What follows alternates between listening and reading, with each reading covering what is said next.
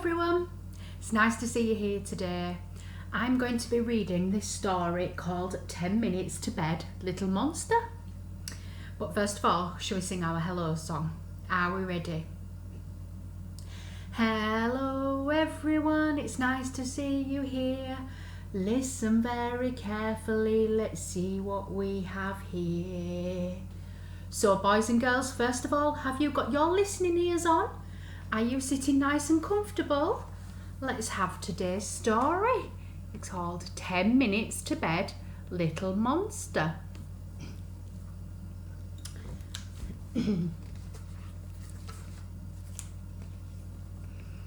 Have you ever heard a monster with horns upon her head, creeping down the creaky stairs instead of going to bed? Have you ever seen her gleaming eyes or heard her fearsome growl? It's 10 minutes to bed, but someone's on the prowl. It's Belch, the smallest monster with rumbly hairy belly. She's a very hairy monster. It's 9 minutes to bedtime and she's downstairs slurping jelly. She's having some wibbly wobbly jelly. She should be going to bed. Whee! Wallop! Whoosh! Why is there so much noise?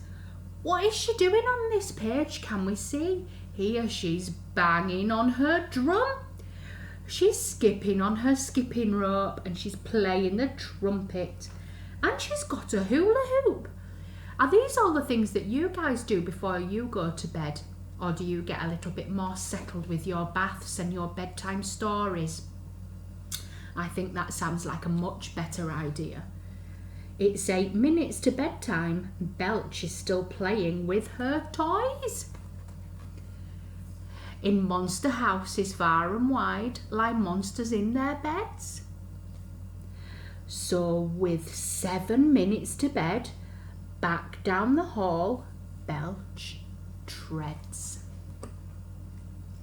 Squeak goes the window. Dark shadows cross the floor. It's 6 minutes to bedtime. Who's bursting through the door? Can we see? Who do we think it might be? It's a herd of little monsters. It's a squeaky monster ball. It's 5 minutes to bedtime and they're not at all sleepy.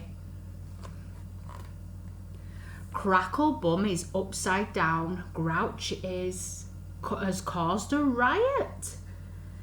It's 4 minutes to bedtime, but there's no peace and quiet. Goodness me, they're swinging from the chandeliers. This one's doing a handstand. This one's having a right funny time, and this one's munching some cookies. Squelch is sliding round on slime. Gloops making dreadful smells. Blech. It's 3 minutes to bedtime. Right! It's time for bed, Belch yells. Sheepishly, on tired legs, all the others trudge back home. It's 2 minutes to bedtime. Belch is pleased to be alone. Can we see where she is? These are the monsters that came crashing through the door, and Belch is in the window. Where do we think she's going to head now? I think she's going back upstairs and into bed, forgetting to be creepy. It's 1 minute to bedtime and she's feeling warm and sleepy.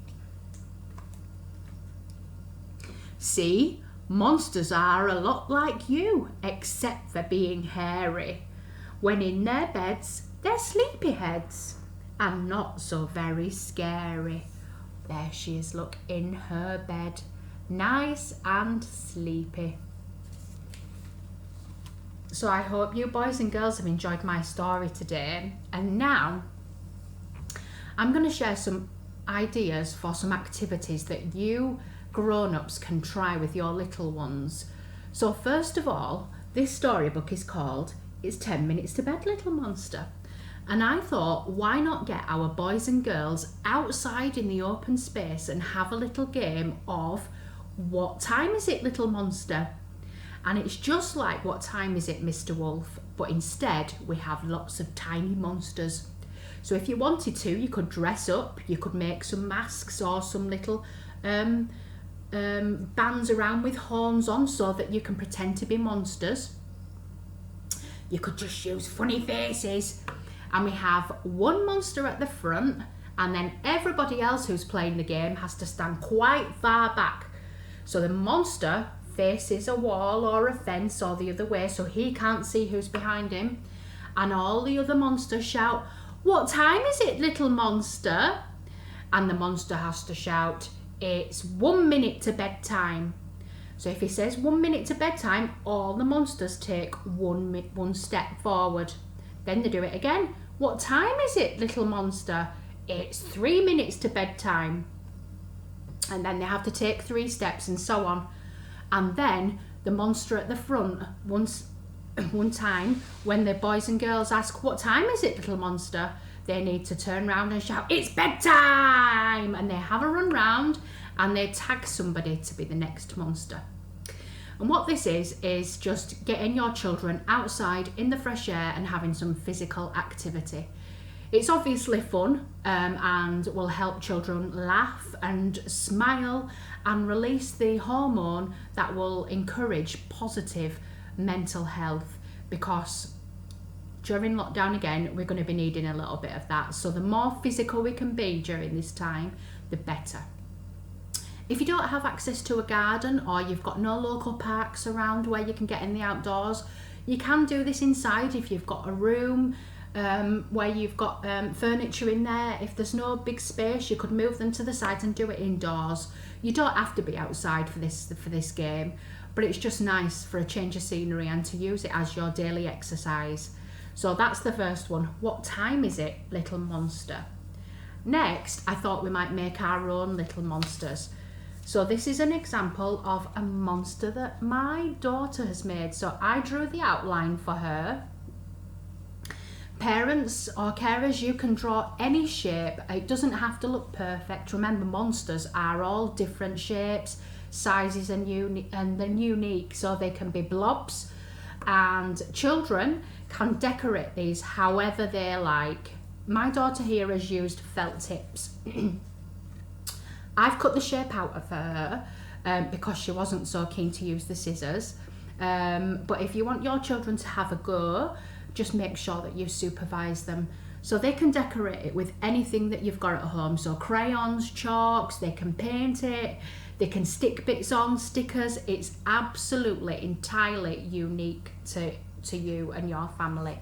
So you can make your own little monsters. And this is just giving the children to experience some creativity and realise that, you know, everything comes in different shapes and sizes and we're all different. This here are some lolly sticks that I've just glued onto the back, and so that we can use them as puppets, because we're going to use them for the next activity that I've got planned. So that is creating your own monster. Next, in this book, we talk about shadows, don't we? When we're on this page here, you can see the shadows. Now, children, little ones, they are obsessed with shadows. When you go for walks and they can see the different shadows on the ground or notice their own shadow, why not experiment at home with shadows yourself? So for this, what you will need is a torch, a dark room, so maybe sort of just around tea time, just as we're getting ready for bed. This would be a really good time to do this activity or this game. And what we're going to do is in the dark room, so you close the curtains and you use the torches, you're going to get lots of different objects, so stuff that the kids like playing with, bits of their toys, any animals, and you can even use your monsters. So what we do is we light up and we make our own shadows against the wall. And what we're going to do is we're going to have them close so that the shadow's quite small. And as we move things away, the children will notice that the shadow is going really big. What this is going to do is going to help develop their observational skills as they recognise that things are changing. So the shape that we are using for the shadow is going to be a solid shape like this one, and this is not going to change at all. But as we move it round, the shape and the size on the wall is going to change, and the children are going to recognise those differences. Some key vocabulary that you can use during this activity can be things like big, small, wide, long, tall, short, shadow, light, dark, in front and behind. So it's also going to help develop our children's speech and language. It's also going to help to recognise as different objects are being used. We can look at the different similarities or the differences between different objects and the different shapes that they make. And it's just a fun thing for you guys to do at home. It's completely free. You don't have to go out and buy anything. If you don't have a torch, if you've got a camera or a flash on your phone, you can use that instead. And children are going to have the opportunity to really do something that really wows them outside when they're on that walk. They can actually create those shadows themselves indoors. So guys, I hope you have had fun with my story today, and you enjoy some of these activities over the next week. I hope you guys take care and stay inside and stay safe during this time, because that's the most important thing, keeping you guys and us healthy and safe. Us at Bradford Under Fives, we have our Facebook page, and we are always here. If you want to ask us anything, any advice, if you want to ask us anything about different activities that you can do with your children at home, feel free to get in touch. You can privately message us. We're not just here to support the toddler group leaders, we're here to offer ideas for you as parents as well and be supportive to you.